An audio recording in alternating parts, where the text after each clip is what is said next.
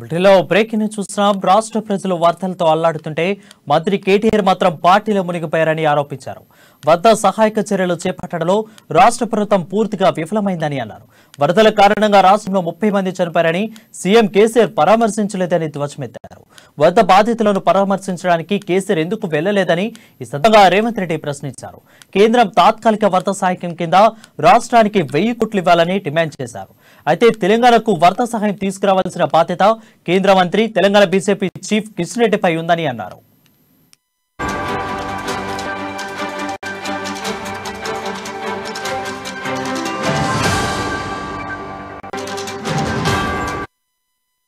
బ్రిటన్లో breaking news చూస్తున్నాం. రాష్ట్ర ప్రజలు వరదలతో అల్లాడుతుంటే మంత్రి కేటీఆర్ మాత్రం పార్టీలో మునిగిపోయారని ఆరోపించారు.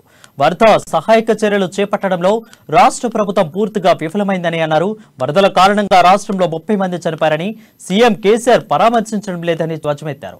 అయితే వరద బాధితులను పరామర్శించడానికి కేసీఆర్ ఎందుకు వెళ్లలేదని ఈ సందర్భంగా రేవంత్ రెడ్డి ప్రశ్నించారు. కేంద్రం తాత్కాలిక వరద సహాయం కింద రాష్ట్రానికి 1000 కోట్ల రూపాయలు ఇవ్వాలని డిమాండ్ చేశారు.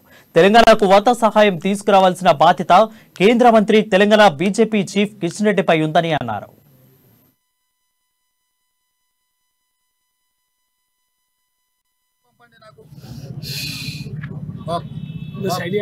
లేకపోతే what is your alternate suggestion? Dominate చేస్తారా, కొత్త టెండర్ పిలుస్తారా, లేకపోతే సేమ్ ప్రైస్ మీద వేరే వాళ్ళకి ఎవరికైనా 60C కింద టర్మినేట్ చేసి వేరే వాళ్ళకి ఇస్తారా? మీ దగ్గర ఏదైనా యాక్షన్ ప్లాన్ లేకపోతే